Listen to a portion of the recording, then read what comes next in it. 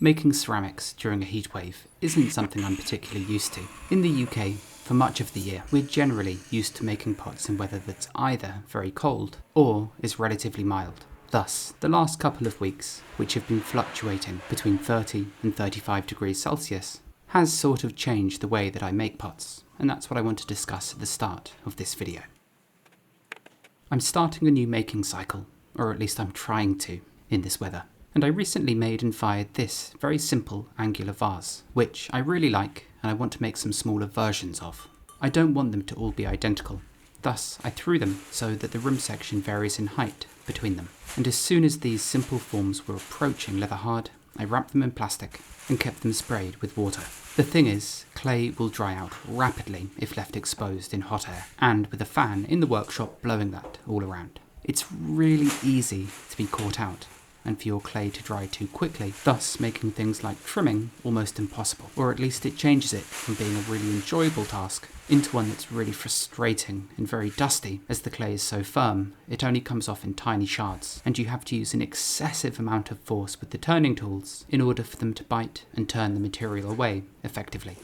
When it's this warm, I become very aware of all the pots in the workshop, and I constantly check them in a way that I wouldn't do in, say, the winter months, where I can be sure that a pot can sit out exposed for most of the day without drying too much. Whereas in this weather, everything is monitored all the time, and everything is covered in plastic and kept sprayed with water in order to keep the pots workable. It can feel a bit like a race against time, especially with pots like this that are thinly walled and already need to be on the firm side of leather hard, as I prefer to trim in this state as compared to the softer side of leather hard, which many others prefer.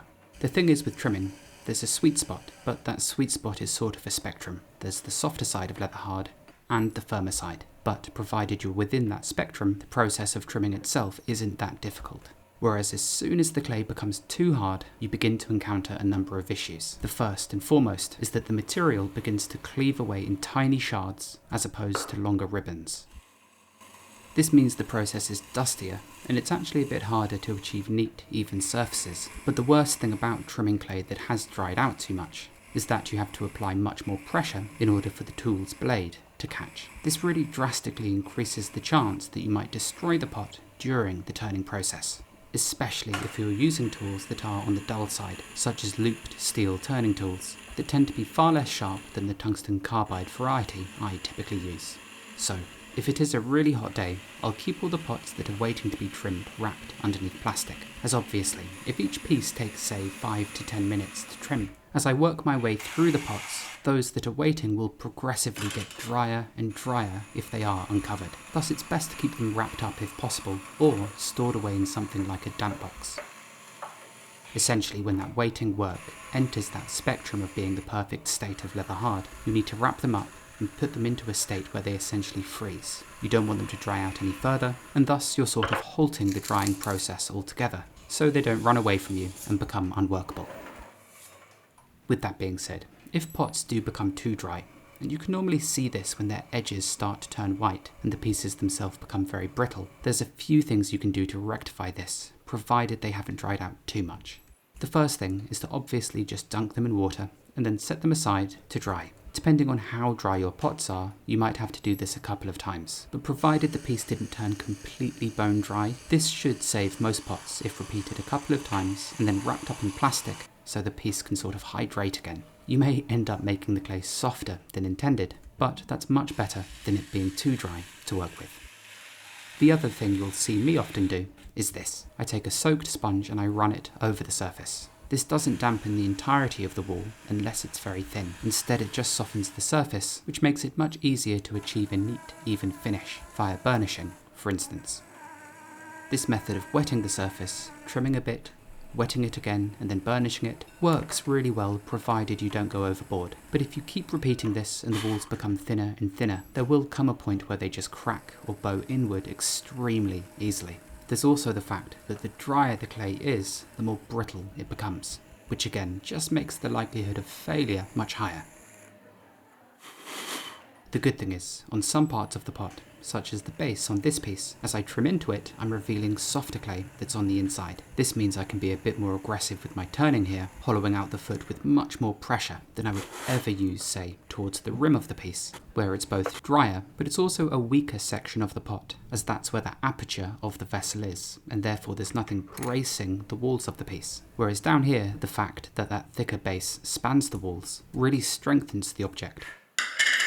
Which again means to some degree, I alter the amount of pressure I use on the object based on how dry it is, but also where I'm trimming on the pot itself.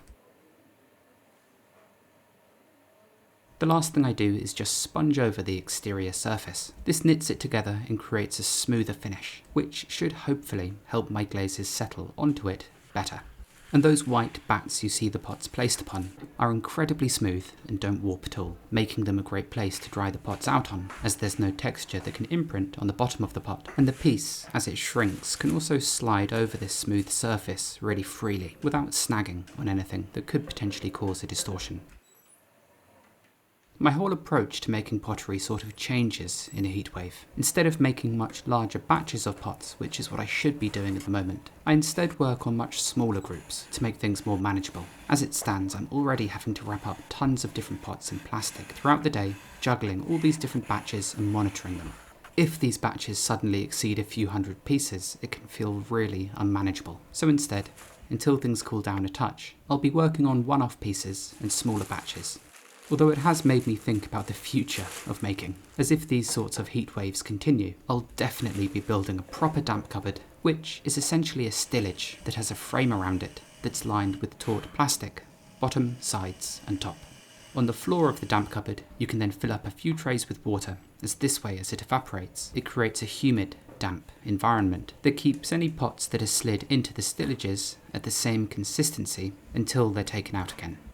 You can even line the floor of the damp cupboard with bricks or plaster, and then every couple of days you just pour some water over them with something like a watering can. Provided this environment is really properly sealed, pots placed into it can stay leather hard pretty much indefinitely. I sort of do this anyway, but it's with an impromptu canopy of sorts that's assembled over the pots themselves, and it's always a bit of a pain to put up and put down, whereas it's much neater and more efficient to have a purposefully built cabinet of sorts that serves this function. Either way, when I do eventually find my next workshop, which is something I'm tentatively looking for, I'm definitely going to be more purposeful in how the workshop is set up. As to be completely honest, when I moved into this studio, as it was my first workshop, I sort of just positioned things at random, and I've been working around them ever since. But given I've now been working in here since 2019, and during that time, my work itself has actually changed a lot. The way I position things, such as the damp cupboard, my workbench, the wheel, the kilns, and so on, will be done with a far more considered approach that actually helps my productivity. Anyway, the last thing to really think about when making pots in hot weather is how they dry out after you've trimmed them. For example, the way I dry these small vases out will be very different to how I dry mugs out, which have the addition of a handle, or the bowls you saw at the start of this video, that have angular shapes and a very tall foot ring. The great thing about these small vases is whilst having a slightly complex, angular shape, there's no additions of clay to the piece. There's no lid, no handle, no spout, and the foot ring itself is relatively short. This means that I can actually just leave these pots out, exposed. They're really thinly walled at this point, so provided I leave them somewhere where air can get all the way around them easily and evenly, they should dry out without warping or cracking or anything. Whereas if I was making mugs in this heat, forms where soft clay is attached to leather hard clay, I'd be drying them out immensely slowly under layers of plastic and sprayed with lots of water. And the bowls that I make with tall feet, whilst they don't have to be excessively sprayed with water, I will wrap them up tightly, as what happens is the walls tend to dry out very quickly, whereas the tall foot ring traps humid air underneath it for much longer, keeping that part of the pot damp and soft. Whereas the very thin walls that are entirely exposed to the air dry out extremely quickly. This creates a huge disparity between how the two different parts of the pot dry, and it's this that can really cause things like S-cracks to develop, especially if this is compounded by parts of the pot having irregular cross-sections, which those bowls inherently do, as their feet have to be thicker than the walls above in order to support them. All of that means that in this weather, those types of bowls are immediately wrapped up in plastic, so there's no air circulating around them that could potentially dry them unevenly. And I have to tell you, it's always one of the most irritating things that happens when you've trimmed and made pots successfully, only for them to be ruined as you dry them out poorly. And whilst I suppose all of that is true when working with clay at any stage, it's simply accelerated in hot weather, like this. And it's for this reason that I find myself being far more attentive. British buildings aren't built to keep the heat out. Thus, in hot weather like this, they just get hotter and hotter, and my workshop becomes stifling. It has a black pitched roof, and it's incredibly difficult to cool down, which means it's also for this reason that I'm absolutely not firing at the moment. The final issue I have to encounter is that practically the only way to work comfortably in my workshop at the moment is if I set a fan to blow air directly on me as I'm throwing or trimming. But of course this just acts like a strong draft, and therefore dries the clay out that I'm working on even faster. So, my question to you folks is, interestingly, the way you work with clay really changes depending on the country you work in. Thus, if you have any tips or tricks, or ways of working in cool weather or extremely hot weather, I'd love to hear about them. And I know that must sound like the most mundane topic of all time, but it is one thing that genuinely really changes the process of making pottery from place to place. Beyond wrapping everything madly in plastic, I don't have many tips. I of course use hot water when I'm throwing in the winter, and in extreme cases I have put ice cubes in my throwing water when working in the dead of summer. Beyond that, making thin pots like this in extreme heat can be a real nuisance.